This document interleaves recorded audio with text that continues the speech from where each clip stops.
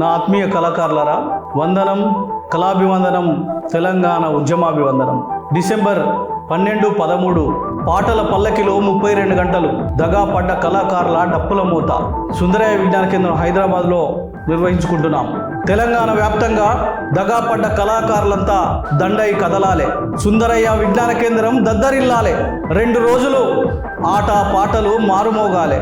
ప్రతి కళాకారుడు 4 నుంచి 5 నిమిషాలు అయినా ఆ వేదిక మీద 10 సంవత్సరాల తన కన్నీళ్ళు, తన గోస, తన గోడు, తన ఆకలి మంట తన మాటల్లోనే చెప్పుకోవాలి, తన పాటల్లోనే చెప్పుకోవాలి. ప్రతి ఒక్కరు సైనికులై, ప్రతి ఒక్కరు కార్యకర్తలై, ప్రతి ఒక్కరు వాలంటీర్లై కదలాలే, కదిలించాలి. 2 రోజుల ఈ పాటల పల్లకి ఒక దీక్షలాగా కొనసాగాలి. 10 ఏళ్ళుగా ఎదురు చూస్తున్న మన కళ నిజం కావాలి. దగాపడ్డ కళాకారులారా, అందరూ ఏకమై మన లక్ష్యాన్ని చేరుదాం. సారథి కళాకారులకు ఈ సందర్భంగా చేతులెత్తి వినమ్రంగా వేడుకుంటున్నా. మన తోటి కళాకారులు, మీ తోటి కళాకారులు న్యాయమైన డిమాండ్ ఇది. మీరు కూడా వచ్చి ఈ పాటల పల్లకిలో మద్దతు తెలపాల్సిందిగా కోరుతున్నాం.